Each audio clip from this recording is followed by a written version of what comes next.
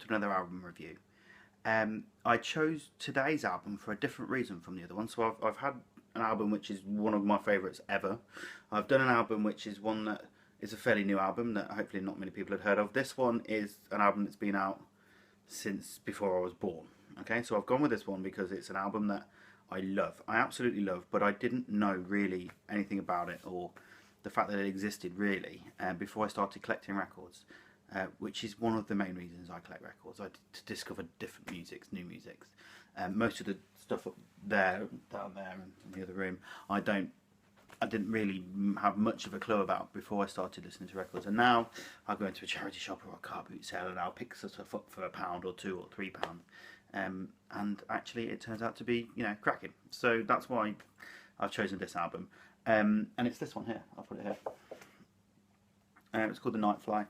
It's by a chap called Fagen. You might know this album really well. It's quite a famous album, but at the same time, it's not a famous album, if you know what I mean. So when I was growing up, my dad used to listen to this guy. He used to listen to Steely Dan, the Crusaders, all that kind of mid to late 70s jazzy funk, kind of really nice stuff. But at the time, when I heard it, I thought it was rubbish dad music. So when I got my turntable, maybe 2 or 3 years ago, one of the first things my dad said was, well, I've got a whole box of records you can look through upstairs, see if there's anything you fancy listening to. So I went and had a look, expecting to find nothing, and this album cover, I remembered it from my childhood, and I just thought, well, I'll give it a spin. I can't lose anything by having a go on it, can I? And it turns out that the first time I listened to it, I absolutely loved it. And I still absolutely love it. And this has sent me on a whole journey of discovery through a band called Steely Dan, who Fagen was one of the founder members of, with a guy called Walter Becker. So I've got a kind of stack of Steely Dan albums now, and then I kind of switched over to things like the Crusaders, as I was speaking and saying earlier, and then all kinds of funky soul disco stuff. I also found in my dad's attic a whole stack of Stevie Wonder as well, which was awesome. Maybe I'll review that sometime. Although, how do you pick an album to review of Stevie Wonder? I don't know.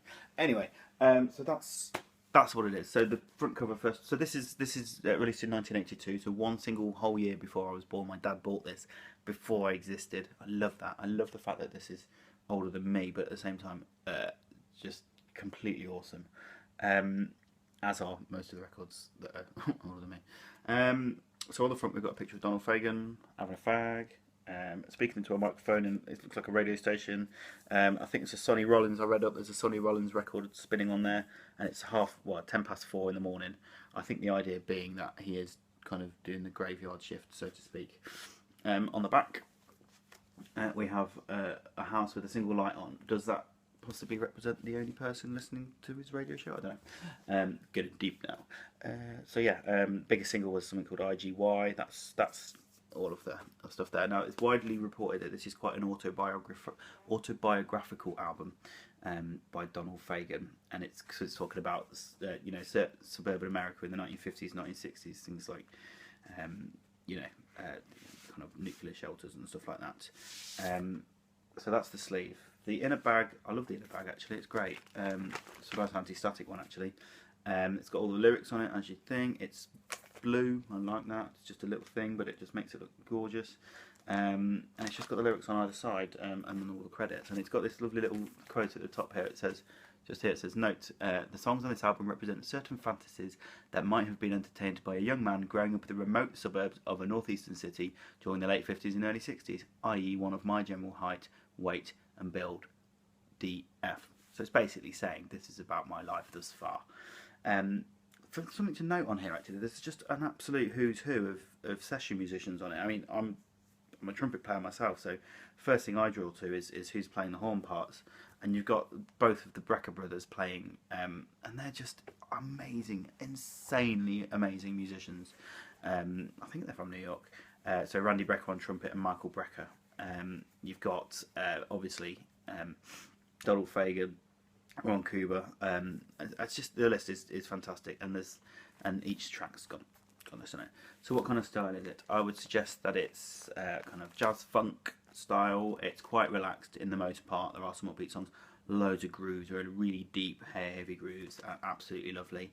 And this is an album that I can listen to this pretty much at any time. It just rolls over me, and it's just beautiful. The record itself, well, it's 1982, so it's going to be a thinner record because records were in the 80s because of the various shortages and whatnot. So it's quite a thin record.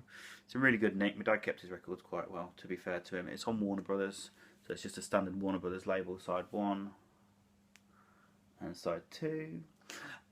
So yeah, that's that. This is the first of his solo albums. He's done, I think, 4 or 5. He actually did one a couple of years ago, which was called Sunken Condos, which is good. It's really good. But this is his first one. It's actually got a lot of personnel from Steely Dan on here, but not Walter Becker, so he couldn't use the name Steely Dan. But I think that's fine. That's fine. That's all good. Yeah. So that's the Nightfly by Donald Fagen. You should totally go and give it a listen if you like your kind of your relaxed, funky jazz vibes. Like I said earlier, really groove based. Some of the musicianship is on there is absolutely incredible. Composition wise, the chords are complex. To the extent that, you know, I find myself thinking, what on earth is he doing now? Where's he going with this song? But then it makes complete sense when you hear it. It's just great. So that I actually have 2 copies of this. I saw one in a shop for a couple of quid, so I bought it as a backup just in case the worst happens. I can't be without this album. Thanks for watching. Don't forget to follow me on Twitter and subscribe to the channel if you like what you see. Thanks.